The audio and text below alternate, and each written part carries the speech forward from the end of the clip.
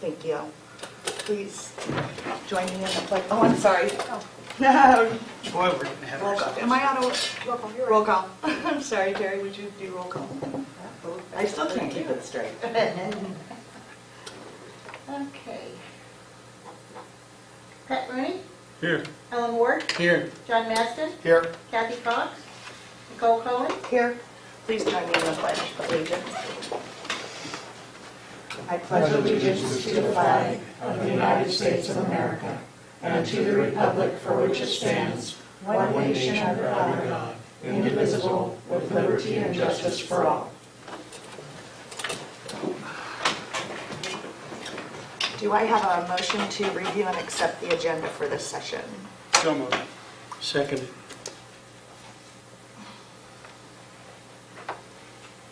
John Maston, Yes. Ellen Ward, Yes. Pat Rooney, Yes. Nicole Cohen. Yes. Okay. 3.1, discussion and possible action for employee benefit trust board member application process. Mrs. Asire.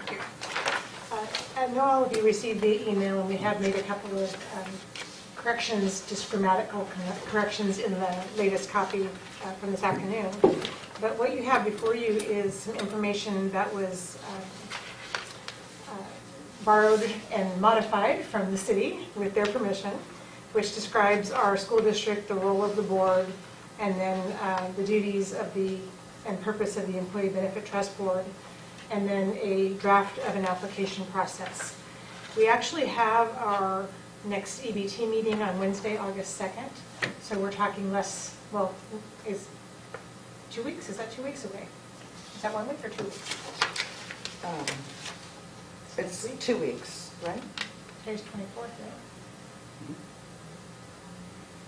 So just It's a week over away. Yeah. Just over a week. So, First day of school, right? First day of school is the 7th. Oh, 7th. Okay. Yeah. So it's Wednesday, August 2nd, so it's Okay. just over a week away. School is 2 weeks away. So, yes, it's amazing how time flies. So really, there were two purposes in this meeting. One was to look at this and see if it met the criteria that the board had described in looking to put something together. And then the second one was that if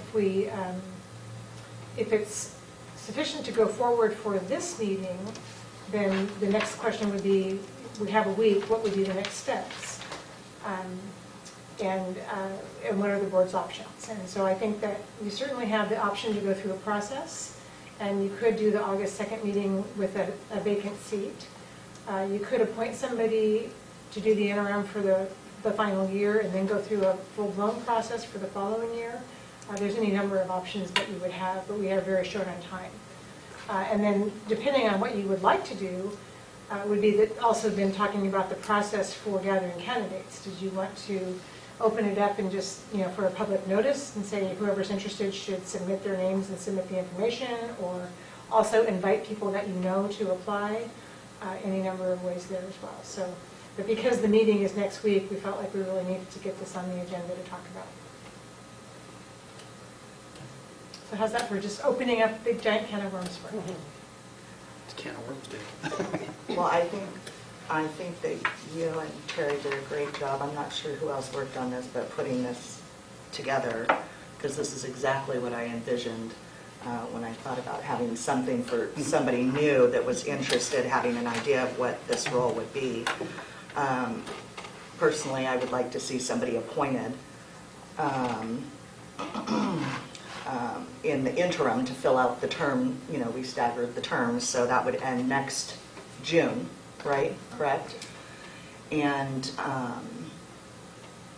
I would like to have a longer time period to accept applications, but I think it's important to have somebody there at the August 2nd meeting. That's my thought process, and I'm not sure if they're going to have, I know a couple of things that were left off the last meeting that will probably be brought back to their new EBT, and I just think it would be important to have 5 at that meeting. I don't necessarily disagree with that.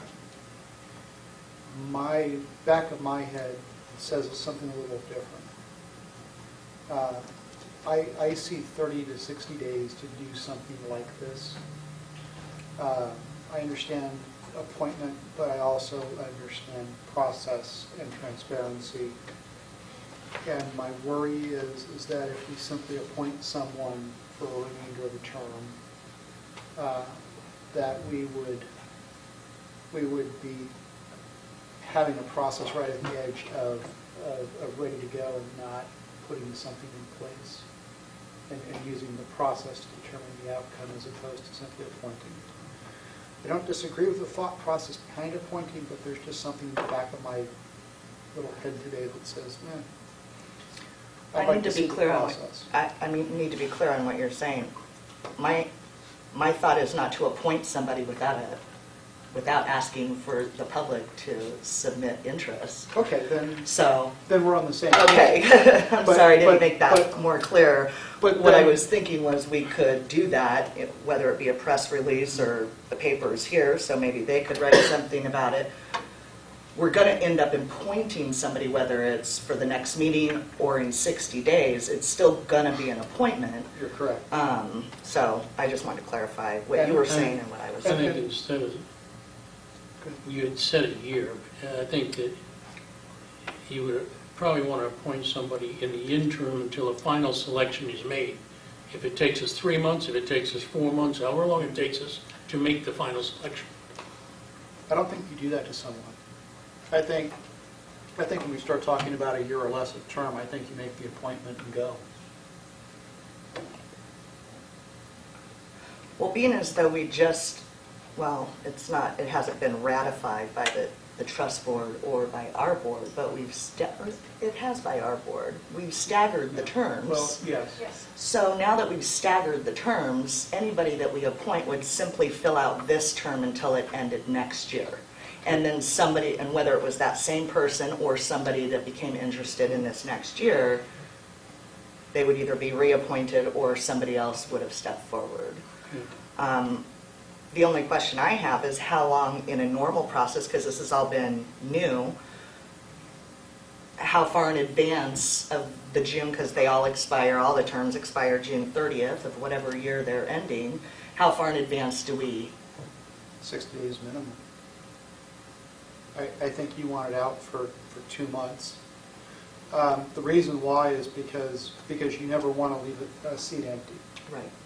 So that would give you a 30-day window to gather applications, and then you would have the next 30-day window to appoint, to go through applications, go through the process, vet the applicants, and move somebody into a seat. I think 60 days is appropriate. Sounds That also gives you 2 meetings to do it in.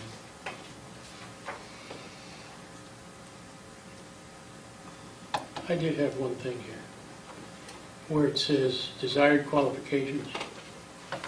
I think we ought to make a type change to that. Knowledge of or experience in one or more of the following fields.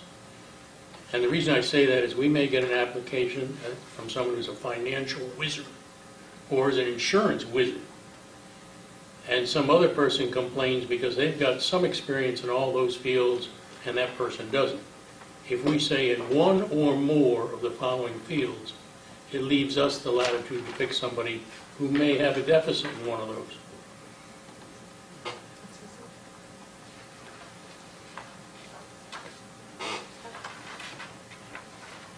I agree.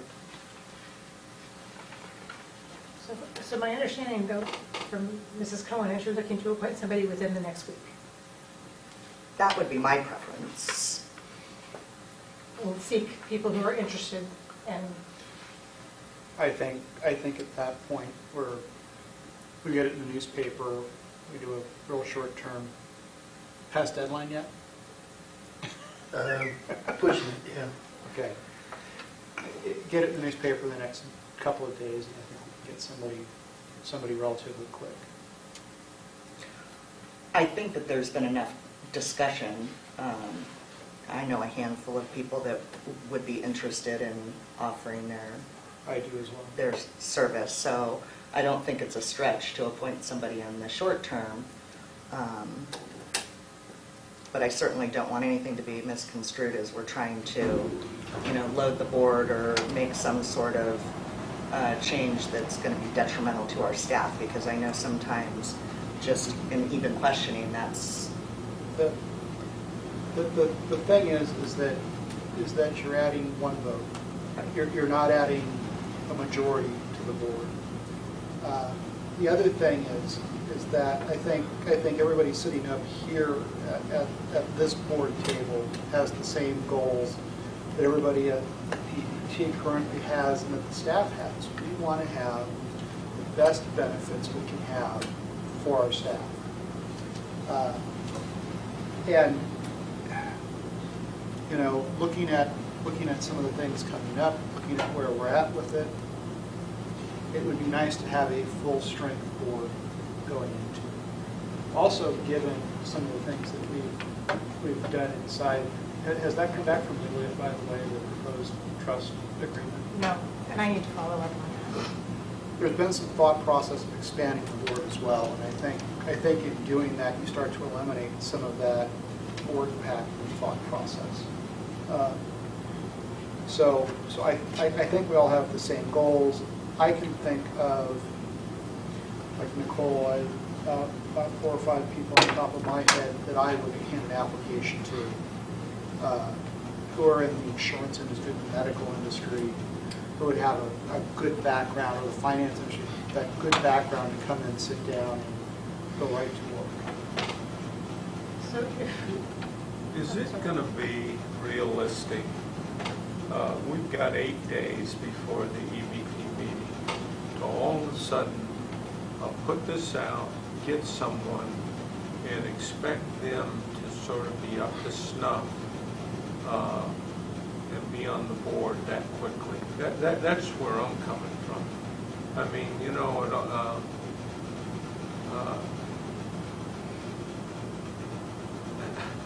I mean, you know, that's just next Wednesday. And so all of a sudden, the idea of having this together, and is it more important to just have that 5th person on there? Or is it more important to get someone that really think can do the job, can add to it? And to me, it seems to be a little rushed. well, I know that the people that I've spoke with that have interest have been following the board meetings since they've been made public. Yeah. So it's particular. I'm not sure about the rest of the community that might have an interest if something were posted.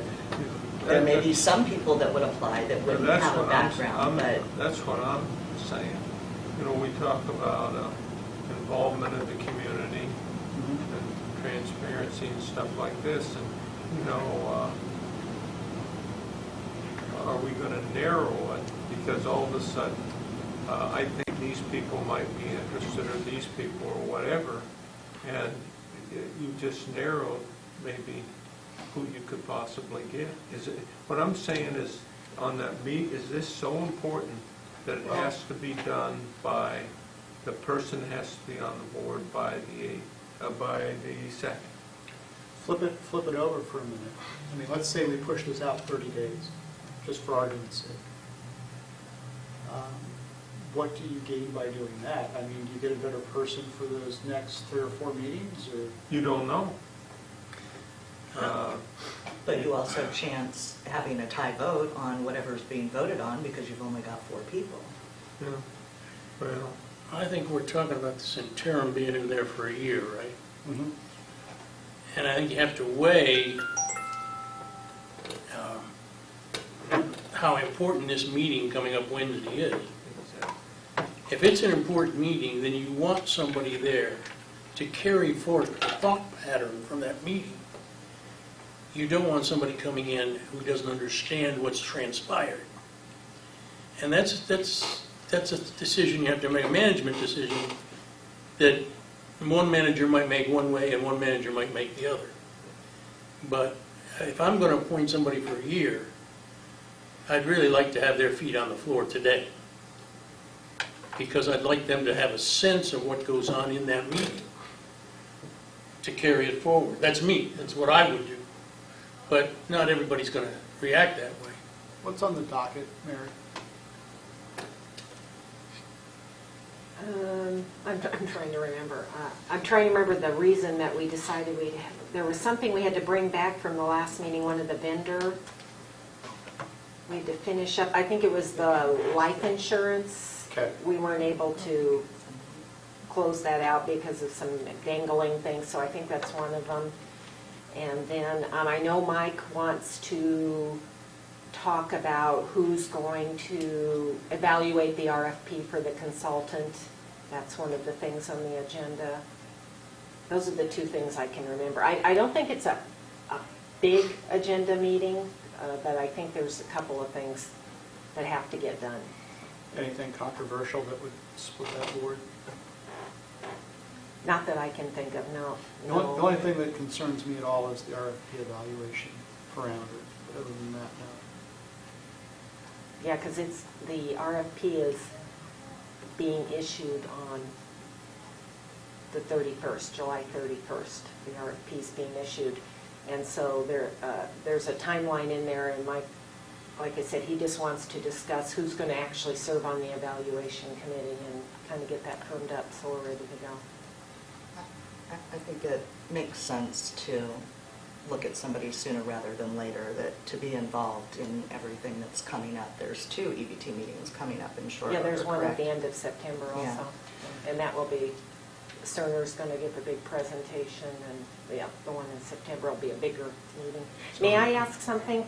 If you do advertise and are able to get candidates, do you have to have a formal vote to appoint them? Is there Yes. time to do that before? Yes, well, we could have, we could have applications due by Monday. We could discuss and/or interview whatever we decide today on Tuesday, and we could vote on Wednesday. Or vote on Tuesday. Or vote on Tuesday. I mean, I think it's important. I think there needs to be 5 members at those next couple of meetings. The other thing we can do is we can vote to do the appointment, gather the applications, and come up with an empty hand. And that's a possibility, too, where we don't have anybody that we feel is qualified based on what we get back for applications to appoint. So, I would prefer a 30-day window personally to do it. I understand what you're saying, the time is of the essence. I also understand the short time frames that we're dealing with. I also understand that we could literally sit here and say, nope, we don't have somebody we really all are comfortable with putting on. I do know this. I do know that we didn't have this in place. I know that getting this in place is very important. I do know that making sure that our boards and committees are at full strength when we have them. And I do know that, based on who I've talked to, I think that there are some strong people out there that are showing interest in this. And so I think if it were me, I would at least attempt to fill the seat. And if we don't get someone, we don't get someone. Not with an expectation that we are going to absolutely fulfill the process and fill it, but we should at least attempt to bring that board up to full strength. I agree. So, do I have then a motion to approve and accept, first of all, the documentation? So I think one of the things that I was looking at doing, and Terry spent some time today finding in the ASBA numbers, there's a policy number that we're not using, EIC, which is self-insurance. So my thought was to develop just a brief policy about the board process. So coming up with, for example, that the application would be distributed however, and then there would be 30 days to respond, and then so on and so forth. And my thought was that the actual document could be approved at that time, Okay. but that we could use this as a document. I don't know that all documents are approved by the board, but we could use this for this process, and that would also give us a chance to see if it's functional. Okay. So then we don't need a motion at all? Well, you need a motion for a process. So move to distribute this document and reconvene on Tuesday to review whatever applicants or something like that. And then you'll take the summary of the discussion and forge an actual process for EIC, or do you need Say, to? In other words, we've had some discussion about, whether it's 30 days or 60 days, what that process looks like, how it's advertised, where it's posted. yeah, that would give us some time to do that. Okay. So for Tuesday, we would just need, for Tuesday's meeting, we would just need a motion to, we would only need a motion to, Good point. I move that we distribute the application in front of us in an attempt to solicit a member for the Employee Benefit Trust Board for the balance of Mark Nixon's term.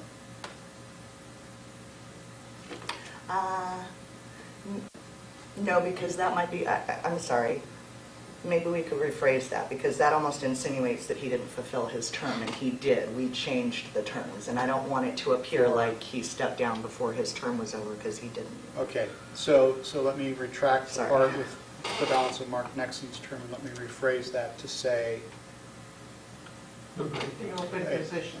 the open position expiring June 30th, 2018. Do I have a second? A second. Any discussion? So for a process then, we could email this out to all of you as hard copy. You could forward it to whomever you choose to forward it to, as well as maybe have it available by request from superintendent's office if anybody's interested in applying. And then Maybe we could have it on our website, on the Employee Benefit Trust. we could do that, Site. post it there. I think that would be possible. And then, and this could be marked as a draft at some point, but, and then I think you need to have a due date.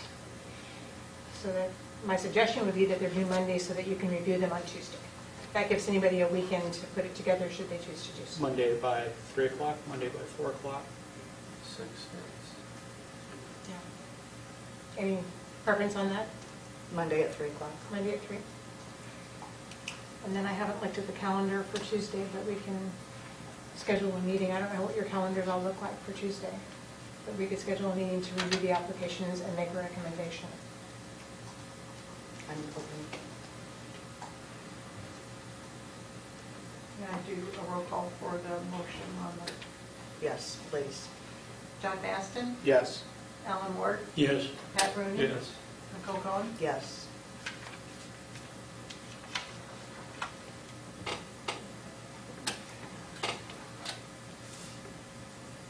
And in the interim, we'll work on putting together a policy for the full-blown process with the final attached document. Including this in the policy. Yes. Yeah. This would be the exhibit. That'll be good. Thank you. Appreciate it. All right, do I have a motion to adjourn? So moved. Second. John Maston, Yes. Alan Ward, Yes. Pat Rooney? Yes. Nicole Cohen? Yes. Thank you. Thank you.